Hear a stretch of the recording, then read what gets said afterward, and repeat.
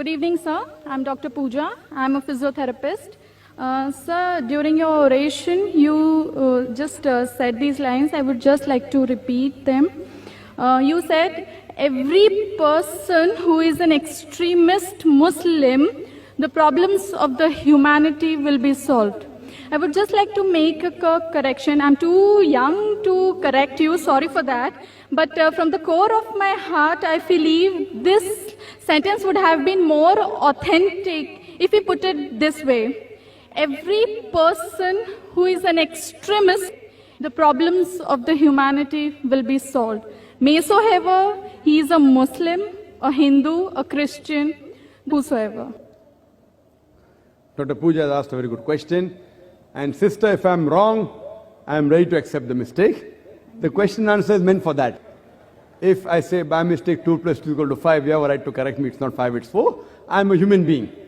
I'm not a human computer, I'm a human being, I can make mistake. That's the reason we have open question answer session. But, coming to your comment, I said that if everyone would have an extremist Muslim, the problem would have solved. And you corrected me by saying that if we would have said that every human being would have been an extremist, the problem would have solved. Extremist in which way? The way you said. Yes. Extremist, the way you said, to be extremely kind, extremely lovable. Sister, if you heard my talk, I said an extremist Muslim is a person who is extremely kind, extremely merciful, extremely loving, extremely honest, extremely just. Otherwise, there can be an extremist robber who wants to rob. There can be an extremist rapist. So if I just say extremist, the problem will be solved, the rapist will be happy with me. They say I'm an extremist rapist, you know. So sister, if you translate the full into English, you'll understand more correctly. What I meant was that if every human being becomes an extremist Muslim means, if every human being becomes an extremist, peaceful person, submitting his will to God, then the problems of humanity will be solved. Now, because I used the Arabic word, it does not go down the throats of many people. I'm not talking about you, sister. No. I'm talking about the media. When I say Islam, Muslim, it doesn't go down the throat. So I would like to rephrase the question for the benefit of the non-Muslims.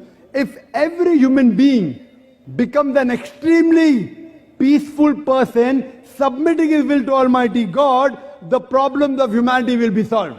Maysoever he is Muslim, Hindu or Christian. Now, if you add maysoever is Hindu, Muslim, Christian, rapist, robber, then the formula doesn't work, sister. Because if you say maysoever he be a Muslim, if he submits his will to Almighty God, he has to be a Muslim. And if a Hindu submits to God, he is not very acceptable good. by God. No. Not like that. Yes, sister, wait, let me. You ask a second question, I give a second answer. No, sir. You are perfectly right.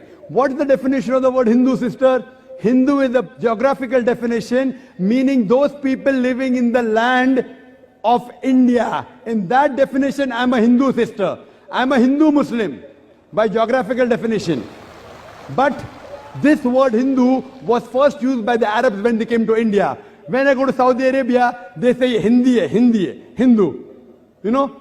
So this Hindu actually is a geographical definition. But today, it is used as a misnomer to describe as a religion. According to Swami Vivekananda, he says that the followers should actually be called as Vedantist because they follow the Vedas.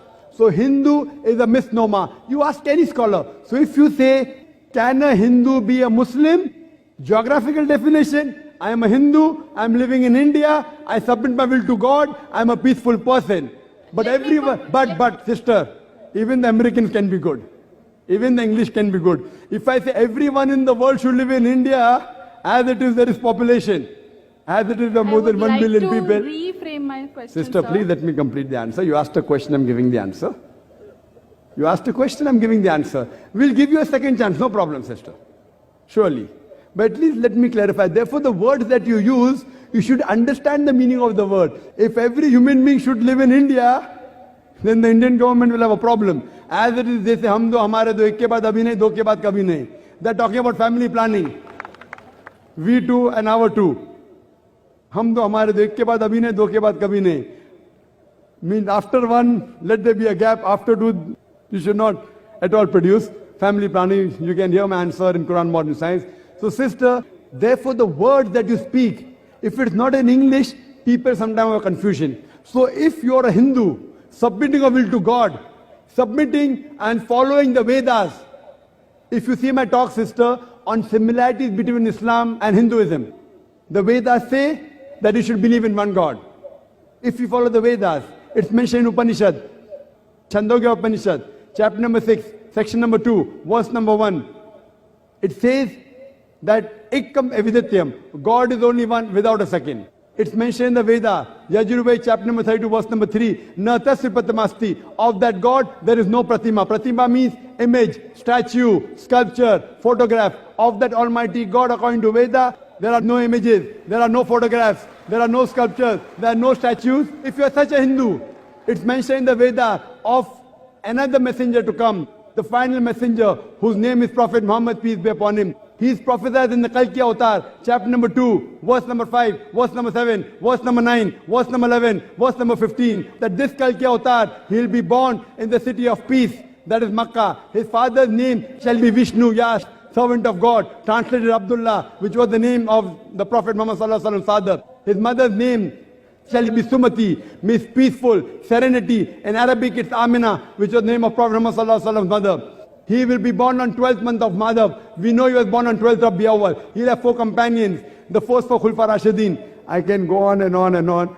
I've given a lecture on similarities between Islam and Hinduism. What I say, sister, that let us agree that at least one book is the word of God. Hindus will say that the Veda is the word of God. Christian will say Bible is the word of God. Muslim will say Quran is the word of God. Let us at least agree to follow what is common in the scriptures. Come to common terms as between us and you. Now what is not common, sister, let's not fight on that. We'll discuss that tomorrow. Fine? So let us agree, all the religious scriptures, all the major religious scriptures, whether it be the Bible, whether it be the Veda, whether it be the Quran, whether it be the Parsi scriptures, whether it be the Sikh scriptures, they say you have to believe in one God.